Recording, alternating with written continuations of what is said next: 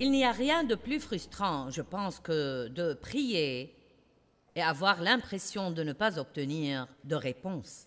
Bon, nous connaissons l'attente et nous savons ce que c'est d'être testé et les choses comme ça, mais au bout du compte, nous voulons avoir clairement l'impression que le Seigneur entend nos prières et qu'il nous répond. Combien d'entre vous savez combien c'est enthousiasmant et stimulant pour votre foi quand vous voyez une réponse claire à votre prière? Et vous savez que c'est Dieu. Et donc, je suis engagée à prier et je suis sûre que c'est aussi le cas de beaucoup d'entre vous. Et je veux être certaine que je le fais d'une manière qui va, tout au moins pour ma part et pour ce que je peux faire, va obtenir des réponses et que je ne suis pas en train de bloquer ou d'empêcher Dieu d'agir d'une certaine manière. La prière est tellement importante pour notre vie et notre marche avec Dieu.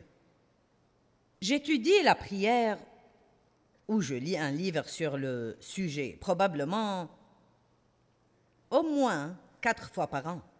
Et je pense que nous avons tous besoin d'entendre encore prêcher sur la prière et de nous rappeler combien la prière est puissante et combien c'est important.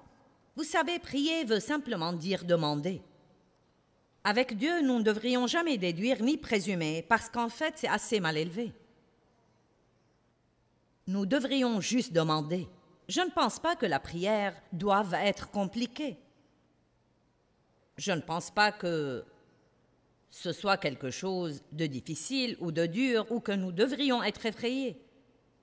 Je pense qu'en fin de compte, vous pouvez commencer par, avoir un temps de prière chaque matin. Mais j'aime voir la prière plus comme respirer quand vous priez toute la journée. Vous en arrivez à dépendre de Dieu au point que vous savez qu'il vous faut vous appuyer sur lui tout le temps. Nous savons tous que Satan va faire tout ce qu'il peut pour nous empêcher de prier.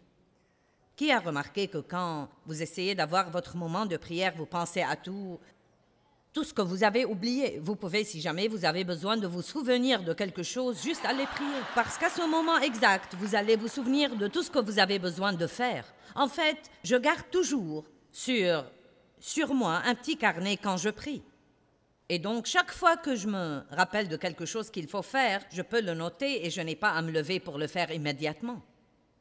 Satan adore aussi nous déranger. Il aime nous énerver. Donc, au moment où nous essayons d'être dans la présence de Dieu, nous finissons par nous inquiéter et nous plaindre, au lieu de prier des prières qui sont vraiment productives pour le royaume de Dieu. Donc, ça va si je fais juste 2 enseignements sur la prière afin de nous encourager et de nous donner à tous envie de le faire. Donc,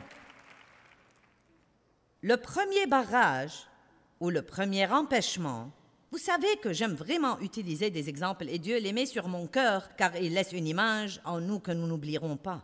Donc, l'idée principale est que si je vais prier, je veux être sûr que mes prières vont arriver à destination et que les réponses de Dieu vont arriver à destination. Mais s'il y a un barrage, alors je vais dire « Mais il y a quelque chose qui m'empêche et je n'arrive pas à passer. » C'est assez intéressant de noter que sur la route en venant ici ce soir, je ne les ai pas vus parce que je ne faisais pas attention. Mais il y avait des panneaux comme ça partout. Route barrée, route barrée, route barrée. Je viens juste de penser, peut-être Dieu veut-il que vous ayez cette image en tête ce week-end. Ainsi, vous ne voudrez pas vous retrouver devant des routes barrées. Vous voudrez ouvrir toutes les routes pour que la grande bénédiction de Dieu se déverse dans vos propres vies. Le premier obstacle à la prière est simplement de ne pas prier. Une prière ne peut pas sortir si elle n'est pas priée. Dieu ne peut pas répondre à quelque chose qui n'a pas été demandé. Et nous savons tous que quand nous prions, nous devons prier par la foi. Et donc, je ne vais pas dire grand-chose là-dessus, excepté pour dire que tout ce que Dieu fait pour nous vient par le fait d'y croire. Si nous plaçons notre foi en lui et que nous croyons. Donc, le fait de demander est le signe de cette dépendance envers Dieu. Mais juste avant, Jésus est venu au jardin de Gethsémani, où il savait que pour lui, les choses se terminaient. Il a dit, vers la fin des choses, retranscrites dans le livre de Jean, dont je pense qu'elles sont peut-être parmi les plus importantes qu'il voulait nous laisser. Par exemple, une de ces choses qu'il a dites en Jean 14 était « Je vous laisse ma paix, je vous donne ma paix. Je ne donne pas comme le monde donne. » Et pour moi, j'ai appris que cette paix est une des choses les plus importantes dans votre vie. La vie ne vaut pas la peine d'être vécue si nous ne pouvons pas être paisibles. Et pour être paisible, si vous voulez vous entendre avec les gens, il va falloir y travailler. Ce n'est pas quelque chose qui vous tombe dessus.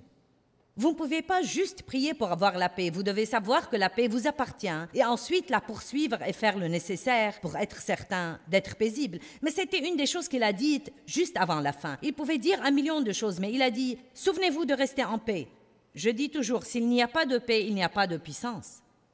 Si vous voulez être puissant, vous devez rester paisible. Il n'y a rien qui détruise la puissance de Dieu mieux que la désunion. Mais il y a aussi une chose étonnante qui arrive dans 4 chapitres du livre de Jean. Dans une poignée de versets, 7 fois, le Saint-Esprit en fait écrit en substance la même chose pour nous. Demandez. Quoi que vous demandiez en mon nom, je le ferai. Demandez. Quoi que vous demandiez en mon nom, je le ferai. En fait, j'ai été incitée quand je faisais une de mes 4 études annuelles pour me renouveler dans la prière. J'ai beaucoup de livres différents sur la prière et je peux même ne pas lire le livre en entier chaque fois, mais j'aime bien continuer d'apprendre dans ce domaine. J'étudie aussi beaucoup sur la bouche parce que c'est juste ce qu'il faut pour faire bonne mesure. Et l'auteur du livre que j'étais en train de lire disant en substance, si vous vous arrêtez et pensez à ce que disent ces versets, ce sont des promesses absolument stupéfiantes et incroyables. Demandez ce que vous voulez et je le ferai si vous demeurez en moi. Donc nous allons maintenant regarder tous ces passages de l'Écriture. Je veux qu'une chose résonne dans votre tête. Demandez, demandez, demandez, demandez. Vous n'obtenez pas parce que vous ne demandez pas. Demandez, demandez, demandez, demandez. Amen. La première fois que je me suis approprié ça, Jacques 4,2 dit « Vous n'avez pas parce que vous ne demandez pas. » Nous verrons cela plus tard. Ça ne fait même pas partie des 7 points que nous allons voir. J'étais si contente à l'idée de demander et j'ai eu une telle révélation sur le fait que j'avais essayé de faire beaucoup de choses moi-même et que je m'étais usée à essayer de changer Dave, de changer mes enfants, de changer mes circonstances, faire grandir mon ministère et de me changer moi-même. Et il me dit « Tu n'obtiens pas parce que tu ne demandes pas. » Quelqu'un là-bas a saisi. J'étais tellement contente, je pouvais à peine attendre d'être seule quelque part pour que je puisse demander à Dieu. Combien d'entre vous, ce soir, juste dans votre esprit, croyez que Dieu veut probablement faire bien plus que ce que nous savons lui demander?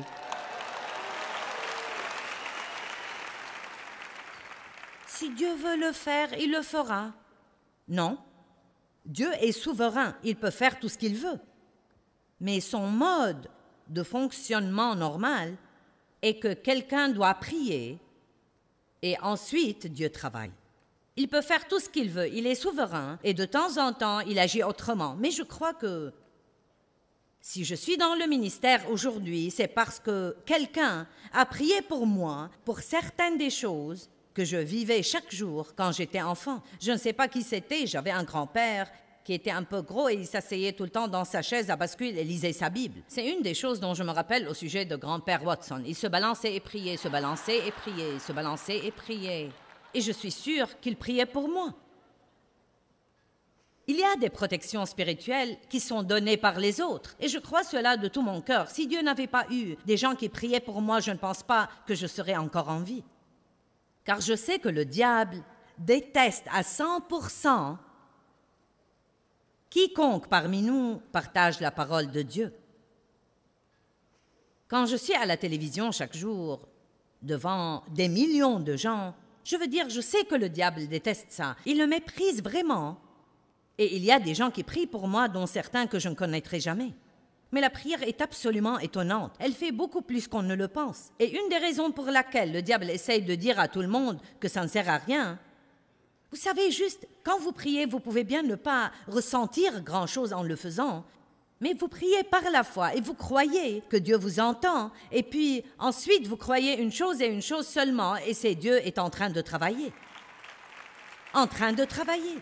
Je me moque de ce qu'il y paraît, de ce qu'on ressent et de ce que je vois. Dieu est en train de travailler. J'ai prié avec foi. Il dit qu'il m'entend et Dieu est en train de travailler. Pouvez-vous dire cela maintenant? Dieu est en train de travailler.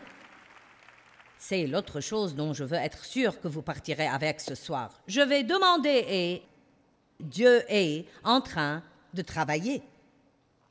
Très bien. Jean 14, 12. Je vous affirme, très solennellement, je vous le dis, et j'aime ce type de langage, il dit ça, regardez maintenant. Je suis très sérieux quand je vous dis ceci. Celui qui croit résolument en moi fera aussi les œuvres que je fais, et il en fera même de plus grandes parce que je vais vers le Père. Et je sais que souvent j'ai pensé, eh bien, je ne vois pas beaucoup de choses plus grandes. Mais une des choses que j'ai réalisées, c'est que, juste par toute la technologie que nous avons aujourd'hui, les gens qui prêchent l'Évangile peuvent atteindre plus de gens en 30 minutes que Jésus l'a fait en 3 ans de ministère. C'est assez phénoménal. Je dirais que c'est plutôt extraordinaire. Si vous pensez à un ami aujourd'hui et vous voulez partager quelque chose avec eux ou prier pour eux, prenez le téléphone et faites-le. Jésus aurait dû marcher des jours et des jours et des jours. Donc, je pense que nous faisons beaucoup de plus grandes choses et parfois nous ne le réalisons même pas. Il était dans un corps humain et il pouvait être à un endroit à la fois. Mais écoutez-moi bien, les chrétiens sont partout dans le monde. Nous sommes nombreux et nous sommes une armée. Nous devons commencer à nous entendre et arrêter de combattre les uns contre les autres. Jean 14, 12. Je vous affirme très solennellement, vous ferez ce que j'ai fait et de plus grandes choses. Verset 13. Écoutez ça. Et je ferai, j'accomplirai tout. Oh mon Dieu. Ce que vous demanderez en mon nom, qui représente tout ce que je suis, je le ferai afin que le Père soit glorifié et exalté dans le Fils. Oui, je l'accomplirai. Il le dit encore. Il veut être sûr que nous avons compris. Quand Dieu dit quelque chose de foi, c'est comme « Avez-vous compris cela? » Oui, j'accomplirai. Moi, je ferai pour vous quoi que vous demandiez en mon nom, qui représente tout ce que je suis. Il y a quelques petites choses ici que je veux préciser. Nous ne pouvons pas prier pour n'importe quoi que nous désirons et l'obtenir. Nous savons tous cela. Alors, de quoi donc peut-il bien s'agir? Bien, premièrement, si vous êtes assez proche de Dieu, vous n'allez demander que ce qui est vraiment juste. Si vous demeurez en lui et que sa parole demeure en vous, vous pouvez demander ce que vous voulez et il le fera. Demeurer signifie vivre, habiter et rester en Dieu. Ça ne veut pas dire aller à l'église le dimanche puis agissez comme le diable dehors. Et puis vous lisez ce verset et commencez à demander un tas de trucs pour de mauvaises raisons et vous vous demandez pourquoi Dieu ne répond pas à vos prières. Il dit, nous demandions en son nom, représentant tout ce qu'il est. Et nous devons le faire comme cela. Père, je te demande au nom de Jésus, je viens au nom de Jésus.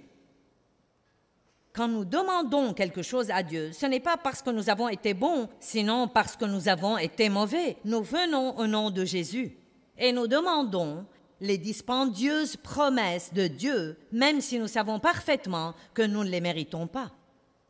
Et nous demandons parce que si nous pouvons obtenir la vie que Jésus nous a donnée par sa mort, c'est pour sa gloire et d'autres gens seront sel et lumière et d'autres gens vont désirer la vie que nous avons nous-mêmes. Les chrétiens ne devraient pas être découragés et abattus. Ils ne devraient pas se traîner jour après jour, s'en sortant à peine, se débrouillant continuellement comme ils peuvent. Ce n'est pas un problème d'être en premier dans la ligne de prière, mais vous ne devriez plus y être 30 ans après être né de nouveau. C'est normal de demander une relation d'aide, mais si vous la demandez 3 fois par semaine pendant 40 ans, ne pensez pas que vous en tirez profit. Quoi que vous demandiez en mon nom, pour la gloire de Dieu, qui représente tout ce que je suis, je le ferai. Jean 15, 7 dit « Si vous demeurez en moi, vitalement unis à moi, et que ma parole demeure en vous et vit dans votre cœur, demandez ce que vous voulez, et ça vous sera donné. » Mon Dieu, mon Dieu, mon Dieu.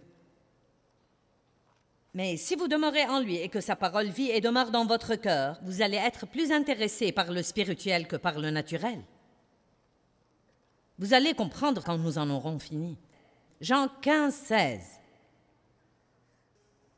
Ce n'est pas vous qui m'avez choisi, c'est moi qui vous ai choisi et je vous ai établi, je vous ai planté, pour que vous alliez et porter du fruit, et que votre fruit demeure, qu'il reste et dure, afin que tout ce que vous demanderez au Père en mon nom, qui représente tout ce que je suis, il vous le donne. Je pense qu'une des choses que nous voulons voir est combien c'est époustouflant que juste avant, Jésus savait que son temps était sur le point de finir.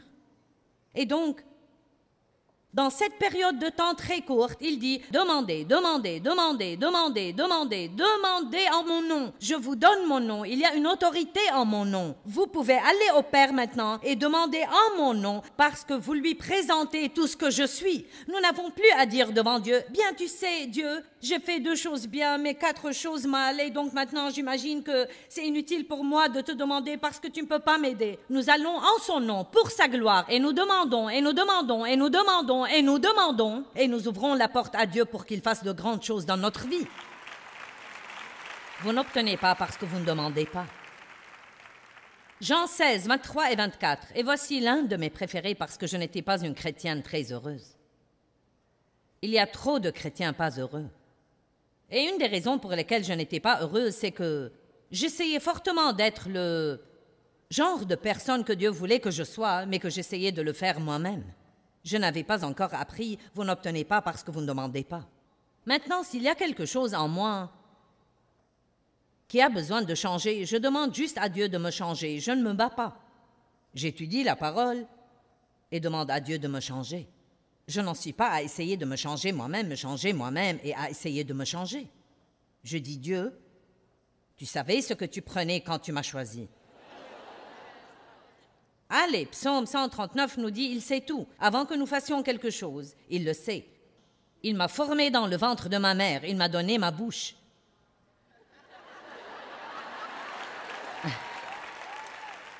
Il connaît les pensées que nous n'avons pas encore pensées. Et donc, vous savez, je suis attentive avec Dieu. Quand il me convainc de quelque chose, je veux changer. Et je vais étudier ce domaine très diligemment. Je vais étudier ce domaine parce que je sais que c'est ma part, mais je ne peux pas me changer. Je peux contrôler un peu de mon comportement pendant un moment, mais s'il n'y a pas de changement intérieur, ça ne durera pas. Donc, je n'étais pas une chrétienne heureuse parce que je travaillais à être une chrétienne. Vous êtes supposé aimer être un chrétien, pas travailler sur ça chaque jour de votre vie. Donc, j'aime particulièrement le verset où il dit, dans Jean 16, 23, « Ce jour-là, vous ne me poserez aucune question. Je vous affirme très solennellement, je vous dis que le Père exaucera tout ce que vous lui demanderez en mon nom, qui représente tout ce que je suis. » Verset 24, s'il vous plaît. Jusqu'à présent, vous n'avez rien demandé en mon nom, qui représente tout ce que je suis, mais maintenant, demandez et persévérez dans la demande, et vous recevrez pour que votre joie soit vraiment complète. Amen. J'ai découvert que je suis beaucoup plus heureuse si, au lieu d'essayer de le faire moi-même, si je pense que quelque chose ne va pas avec Dave et a besoin de changer, je dis juste, Dieu regarde, je sais que j'ai plein de problèmes de mon côté. Donc, si je suis à côté de la plaque, pardonne-moi, je ne voudrais pas me sentir supérieure, mais j'ai le sentiment que cette chose chez Dave a besoin de changer. Dieu, voudrais-tu le convaincre? Voudrais-tu travailler en lui et apporter un changement? Et puis je continue mon chemin et mène une heureuse vie. Mais il y a 25 ans, je ne pouvais pas le faire. D'abord, je ne priais même pas. J'essayais de le changer. J'essayais de lui parler pour qu'il change. Je me mettais en colère, je boudais, je m'apitoyais sur moi-même. Et Dieu ne peut pas travailler quand nous faisons ça. Il veut que nous demandions afin qu'il puisse travailler. Et, après lui avoir demandé, si vous croyez qu'il fait ce que vous lui avez demandé, il n'y a pas de raison de ne pas être heureux.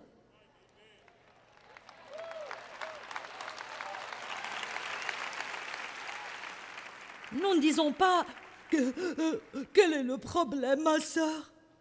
Bien, je vais te dire, je prie Dieu de prendre en main la situation. Je te dis, et je prie pour ça, et je prie pour ça, et je prie pour ça. Je crois que Dieu est en train de travailler, mais je suis vraiment si découragée. Ça ne marche pas comme ça. Si nous croyons vraiment...